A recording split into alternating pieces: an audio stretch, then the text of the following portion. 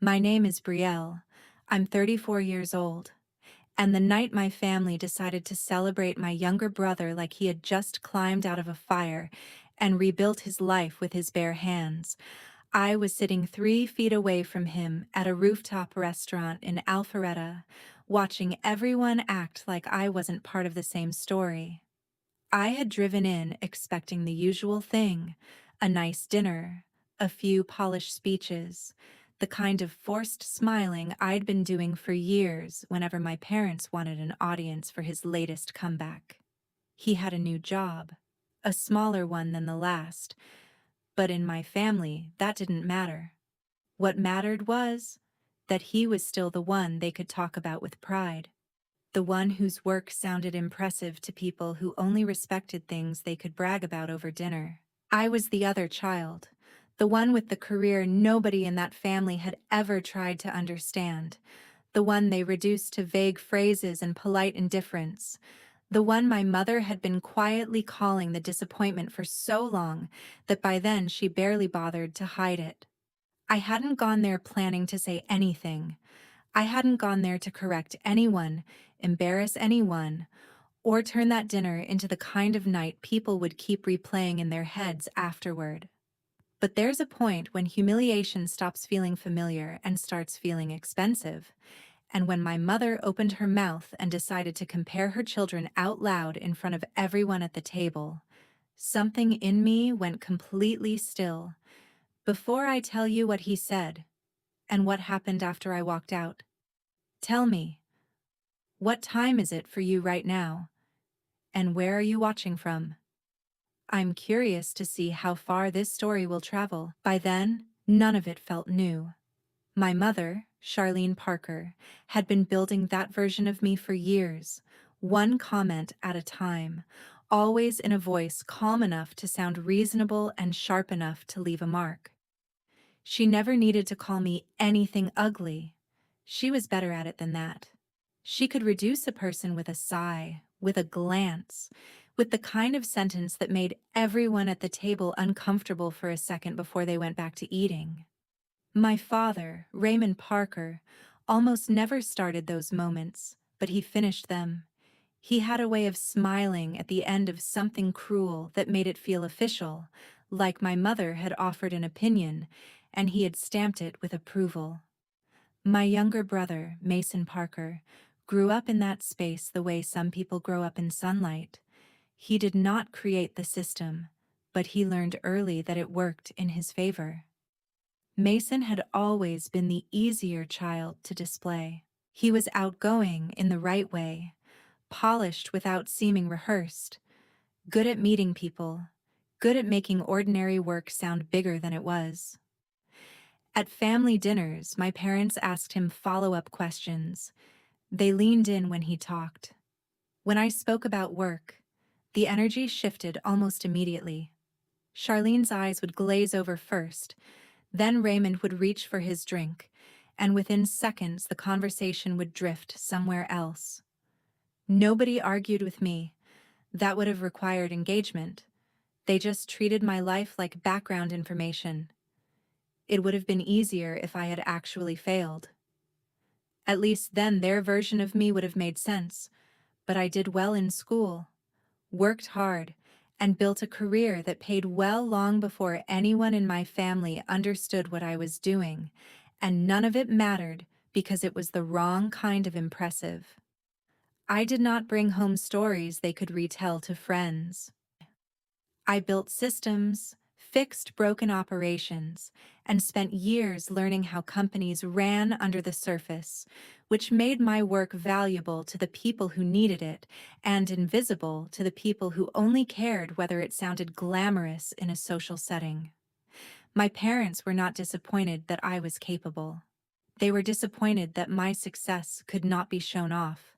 The pattern became so normal that I stopped expecting anything else. When Mason changed jobs, signed an account, or hinted that something bigger was coming, my parents treated it like evidence that he was becoming exactly who they had always known he would be. When I made progress, they translated it into something smaller.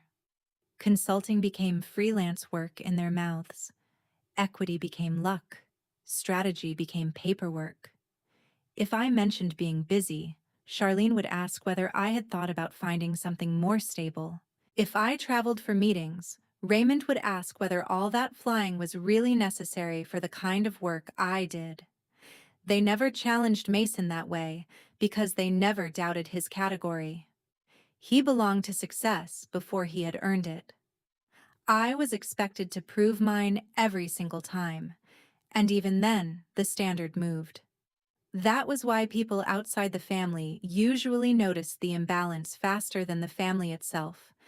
Mason's girlfriend, Leanne, had only been around for a handful of holidays and a few dinners, but even she seemed to sense the shape of things. She was careful, observant, the kind of person who smiled first and judged later. I had seen her face tighten once when Charlene cut me off during a story about work, not because I had said anything wrong, but because my mother seemed irritated that attention had rested on me for more than a few seconds. Leanne looked down at her plate after that and stayed quiet, which told me she understood enough to know she was watching something real. I learned to manage those rooms by saying less, not because I was ashamed, but because there was no reward in forcing myself into conversations built to leave me out. I would show up, bring a proper gift, ask polite questions, stay long enough to avoid turning my absence into another topic, then leave with the same tired feeling I always had after being around them, like I had spent hours shrinking to fit a story they had written about me when I was too young to challenge it. Over time, that restraint became useful. It taught me how to sit still while other people made assumptions. It taught me how much a person will reveal when they are sure you have no power in the room. By the time that dinner in Alpharetta came around, my family had been underestimating me for so long that they no longer even bothered to hide how natural it felt to them. A few years earlier, I stopped trying to translate my work into something my family would respect, and started putting all that energy into building a life that made sense to me. I had gone into operations infrastructure because I liked the part of business most people ignored, the hidden layer where companies either held together or quietly bled money until somebody important finally noticed. I was good at seeing where things broke, good at finding the point where a bad process became a bad quarter, and even better at rebuilding systems so the same problem could not keep returning in a different form. The work was not flashy, which was exactly why I liked it.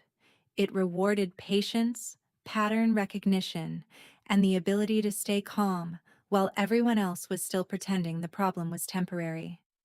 Early in my career, I joined a fast-growing services platform when it was still small enough for everyone to know who had actually built what. I was not a founder, but I was close enough to the foundation to matter. I helped design the operating structure that let the business scale without collapsing under its own growth. And when the company was acquired a few years later, my equity turned into the kind of money my parents would have understood immediately if they had ever bothered to ask the right questions. They never did. By then, I already knew better than to volunteer information into a room that had no interest in receiving it. I paid off what I needed to pay off, bought myself freedom, and kept working, because the money mattered less to me than the fact that I had finally built a career on my own terms. After that, I shifted into advisory work. Some of it was straightforward consulting, some of it was strategic operations, and some of it was the kind of due diligence companies paid well for when they needed someone who could tell the difference between a fixable mess and a dying business pretending to be one bad quarter away from recovery. That world suited me. It was quiet, analytical, and full of people who cared less about performance at dinner tables and more about whether you could keep a business from eating itself alive. My name circulated in a small, serious corner of that world, enough that the right people called when something complicated landed on their desks. That was how the opportunity found me. It came through an intermediary named Naomi Brooks, who handled search and deal support for firms that bought and restructured mid-market companies. I had worked with her before, enough to know she did not waste time on situations that were purely cosmetic. If Naomi reached out, there was usually a real problem underneath the pitch. She contacted me about a company in the Atlanta suburbs that had lost momentum fast enough to make investors nervous. On paper, it still looked stable. The client list was respectable, the market demand was real, and the revenue had not fallen off a cliff yet. But internally, the business was sliding. Service failures were starting to pile up. Key accounts were unsettled, and leadership had spent too long explaining away operational damage as temporary friction. Naomi wanted my read on whether the company was still salvageable if the right buyer stepped in and rebuilt the structure underneath it.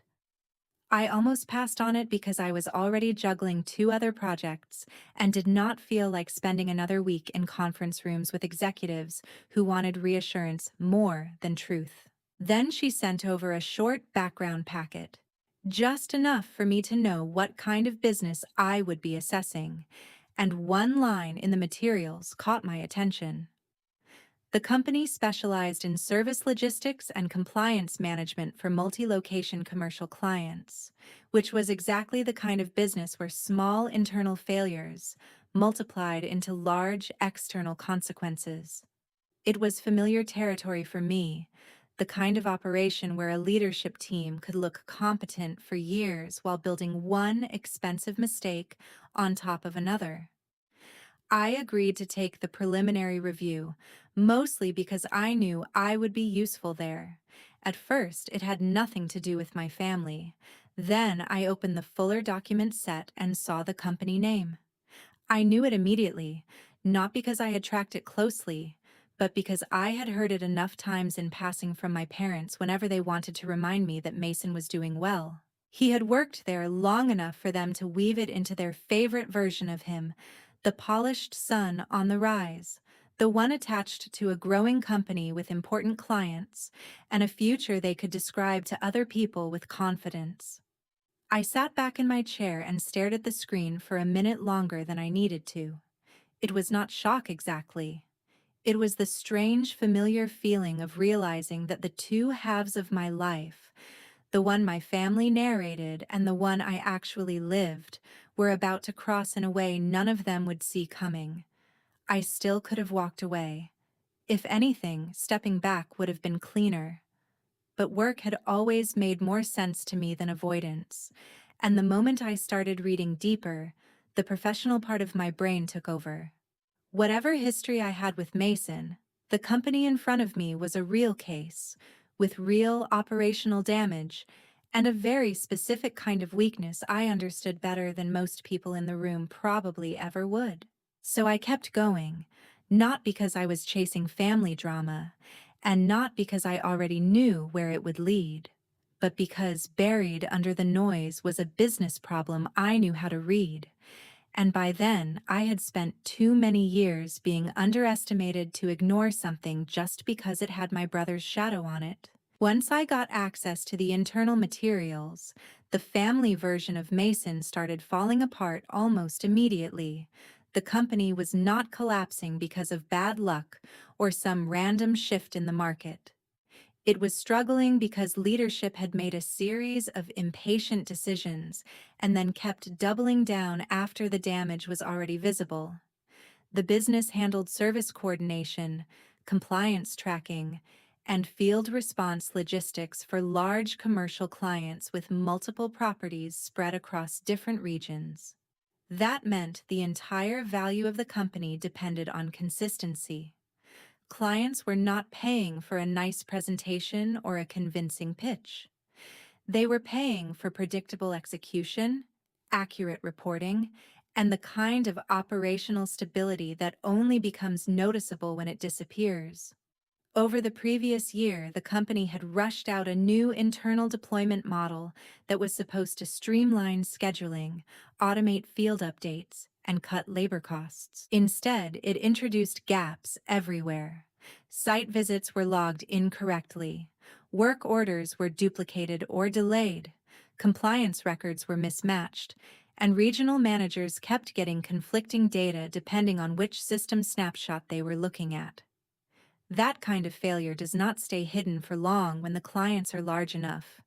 It spreads from irritated emails to formal escalation calls, then to contract reviews, then to legal language nobody wants to see in writing. By the time I entered the picture, several major accounts had already started pulling back. What made the situation worse was that the warning signs had not been subtle. Operations managers had documented them. Regional leads had raised concerns.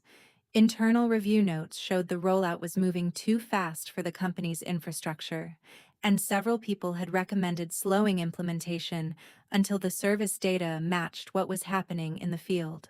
Leadership ignored most of it because pausing would have made the problem visible to the board, and visible problems are harder to spin than hidden ones. Mason's role in all of it was clearer than I expected, and uglier in a much more ordinary way than family drama ever makes room for. He was not some mastermind. He was a revenue side manager who had learned, like a lot of people in client-facing positions learn, that optimism gets rewarded faster than caution.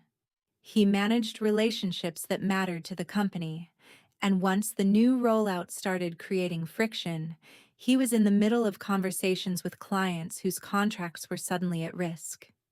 That could have gone one of two ways. He could have pushed internally for a slower, more honest response and protected those accounts by forcing the company to acknowledge what was broken. Instead, he did what people do when they are more attached to appearing in control than actually being responsible. He kept reassuring clients that the transition issues were minor, kept pressing internal teams to stay on the new model, and kept resisting anything that looked like a retreat. Because retreat would have hurt the numbers tied to his side of the business. In email after email, I saw the same pattern. Field teams would flag a service issue. Operations would warn that the reporting gaps were becoming dangerous. Someone from implementation would suggest a rollback in certain markets.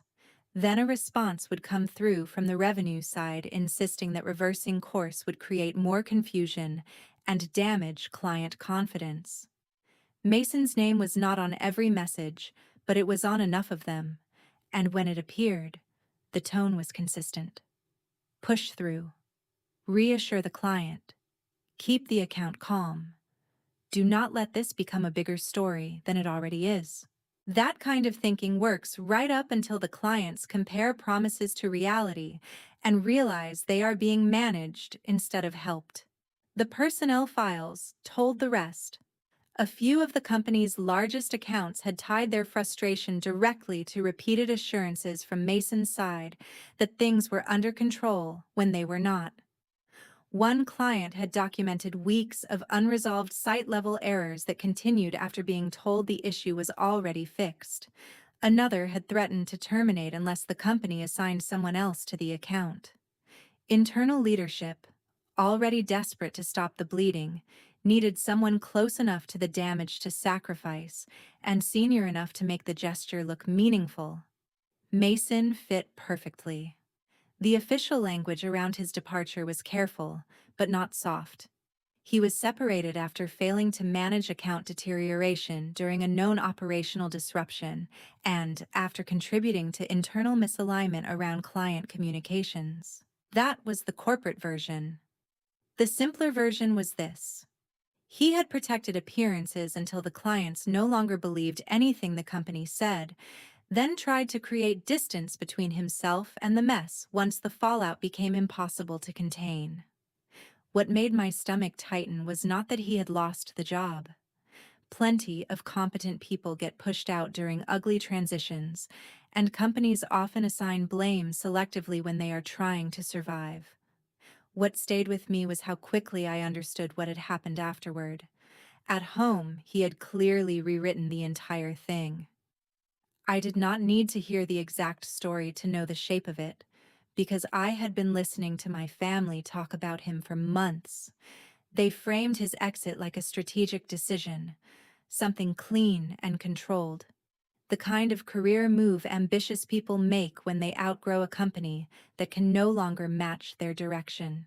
My mother had probably repeated some polished version of that story to half the people in her social circle. My father had likely nodded along, proud of Mason for leaving on his own terms. Meanwhile, the actual record sitting in front of me told a far less flattering truth, one built from missed warnings, defensive positioning, and a final attempt to survive the kind of accountability he had spent too long postponing. I remember closing the file and sitting still for a minute, not because I felt shocked anymore, but because I understood then that I was holding two separate realities in my hands. One was the story my family had chosen because it was easier to admire. The other was the one the company had documented because facts, unlike parents, do not care which child they prefer. The more I reviewed, the less interested I became in watching the company fall into the hands of people who would strip it for parts and call that discipline. There was still a real business inside it, buried under weak leadership and operational vanity. The clients were frustrated, but not all gone. The regional network still mattered. The reporting structure could be rebuilt. The service model was salvageable if someone stopped treating the damage like a public relations problem and started treating it like an operating failure. That was when the assignment stopped feeling like a simple evaluation and started becoming something more personal to me, not because of Mason, but because I could see the outline of a turnaround nobody else was describing honestly. A private buyer was already circling, the usual kind, interested in distressed companies, because fear makes boards easier to move. Their plan was not irrational. It was just built on the same formula I had seen too many times before.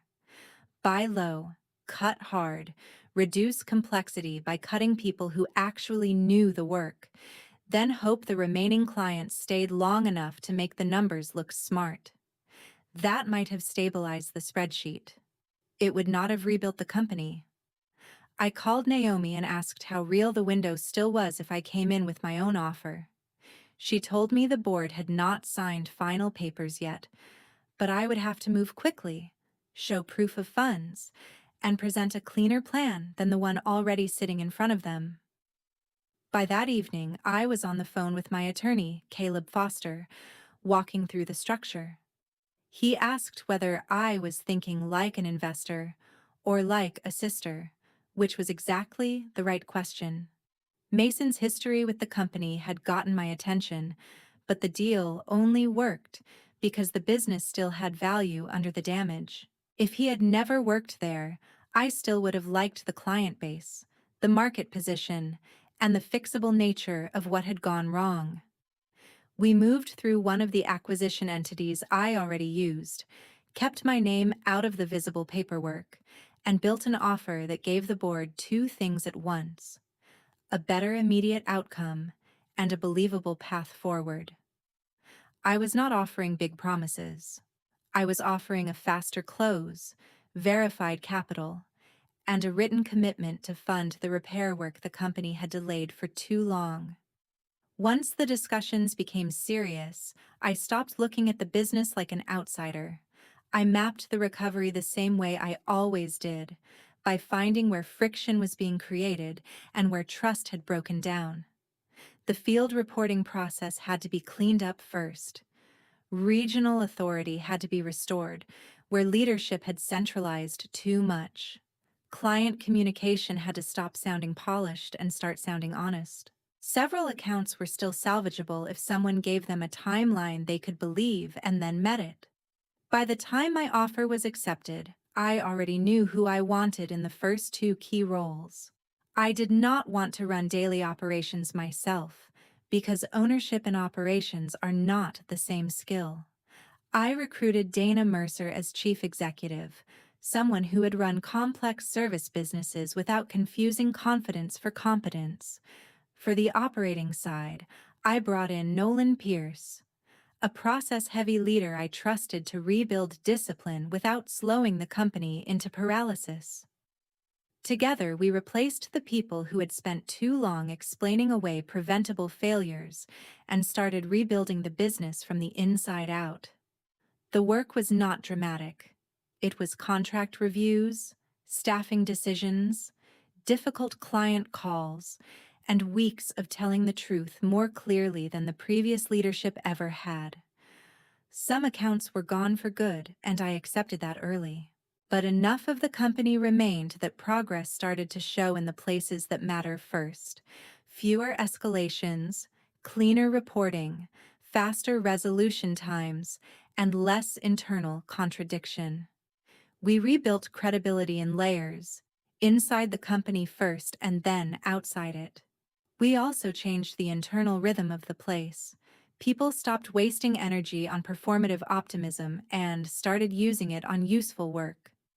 Managers who had been speaking in excuses started speaking in specifics, and the employees who had been carrying the place quietly finally had room to do their jobs without covering for leadership failures. Through all of that, I told my family nothing. They knew Mason had taken a smaller job after a rough stretch. They knew I was busy. What they did not know was that while they were still repeating his polished version of the past, I had already bought the company he lost and was spending my days making sure it would survive under mine. By the time the entrees arrived, the dinner had settled into the exact rhythm I had expected, polished on the surface, predictable underneath. The rooftop glowed with soft lighting, expensive glassware, and the kind of careful service that made everyone sit straighter and perform harder. Mason was at the center of it, relaxed again now that he had a new title to hide behind, talking about his next chapter, as if the last one had closed neatly on its own. Leanne sat beside him, smiling when people looked at her, listening more than speaking. My mother looked pleased in the way she always did when she believed the family was presenting well in public. My father wore that mild expression he saved for moments that confirmed what he already wanted to believe.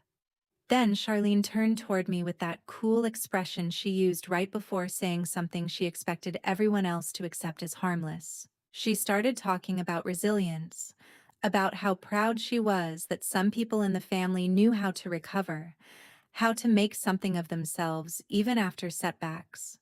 It was one of those speeches designed to sound generous while aiming at exactly one person. She let the insult form before she said that at least Mason had turned out successful, and not everyone at the table could say the same. Mason smiled into his glass. My father gave a short laugh and added that some careers were not even worth explaining anymore. I did not feel anger first. I felt stillness. I set my glass down and looked at my mother, then my father, then Mason. Nobody interrupted because they all assumed I was about to swallow the moment and help everyone move on. Instead, I said they were congratulating the wrong person. My mother frowned. Mason's smile thinned. My father leaned back, already irritated by the idea that I might make the evening inconvenient. I told them the company Mason had left behind was mine now.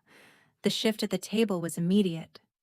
It was in the silence first, then in the way people stopped moving, forks suspended, glasses untouched, shoulders tightening all at once. Mason stared at me with the blank disbelief people wear when private history suddenly becomes public. Charlene looked confused before she looked threatened. My father asked what that was supposed to mean, and I told him exactly what it meant. The company that pushed Mason out had been acquired through one of my entities, and I had spent months rebuilding it while this family kept repeating a version of events that had never been true. Mason tried to interrupt then, but the confidence was gone from his face. I did not raise my voice. I said the board had taken my offer because it was stronger, cleaner, and backed by a real operating plan, and the company was healthier now than it had been when he was still there pretending nothing was wrong. I said I knew far more about his departure than he had ever told our parents, and for the first time all evening, he looked less offended than scared. Leanne turned to him then, slowly, the way people do when a story they trust begins tearing down the middle. My mother asked why I had hidden something like that from the family, and there it was. The real question, not why they had never asked what I did, but why I had kept a truth from people who had already decided it could not belong to me.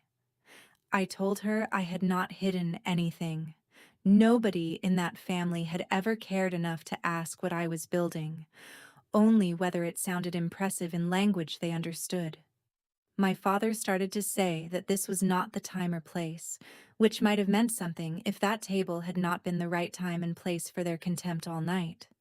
For years, they had treated me like the least important person at every table we shared.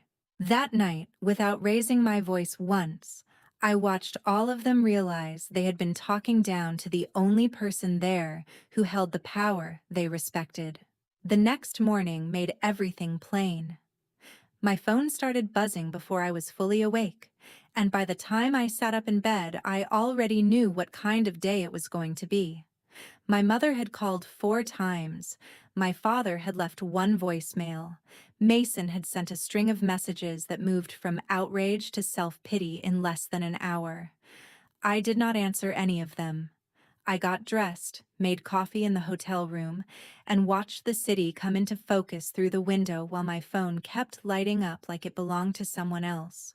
What I felt was not guilt. It was clarity. By noon, the pressure changed shape. My mother wanted to talk privately. My father wrote that I had embarrassed the family. Mason insisted I had planned the whole thing to humiliate him in front of Leanne. That told me everything. He was not devastated that the truth was out. He was devastated that someone he cared about had finally seen him without the family polish on top. I forwarded everything to Caleb Foster.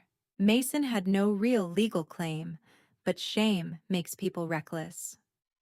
2 days later, Mason sent an email accusing me of using private information to damage his reputation and interfere with his future.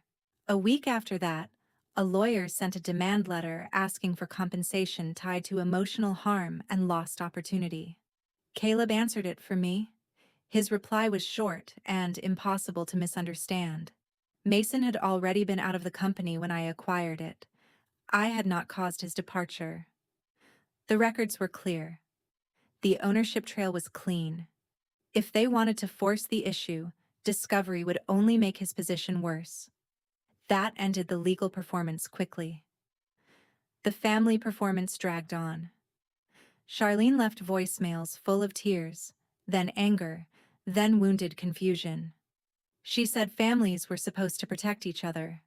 She said I should have handled everything quietly. She said Mason needed support, not exposure. What she never asked was what it had cost me to spend years as the child they dismissed and then blamed for noticing. My father sent one long email about respect, privacy, and the importance of not tearing family apart in public. Reading it, I realized he still thought the real violation had happened at that dinner, not in every year leading up to it. Mason's messages were worse. First he blamed me, then he begged for understanding. Then he acted like I owed him something because I now owned the company he used to work for. The only message that felt honest came from Leanne. It was brief and careful. She said she had seen enough to know something was wrong, but had not understood how deep it went until that night. She also said she was stepping back from Mason. I did not ask for details. Once the truth enters a room, other illusions usually do not survive much longer. By the second week, I knew exactly what came next. I changed my number for everyone except the people I trusted. I had Caleb send notice that any contact about the company or further threats had to go through counsel. I blocked my parents everywhere else. Then I sent one final email to Charlene, Raymond, and Mason together. I told them I was done participating in relationships built on contempt, denial, and convenience. I told them there would be no private dinner, no holiday reset, and no family conversation designed to make them feel better about a history they still refused to name, honestly. Then I ended it. They still tried to get around the boundary. What broke in Alpharetta was not a healthy family. It was the illusion that silence could keep something unhealthy alive forever. If this story means anything, I think it is this. Being related to someone does not give them permanent access to your life, especially when that access depends on your willingness to stay small for their comfort. Sometimes the most honest ending is also the healthiest one. Thank you for listening to my story, and if any part of it stayed with you, let me know where you would have drawn the line.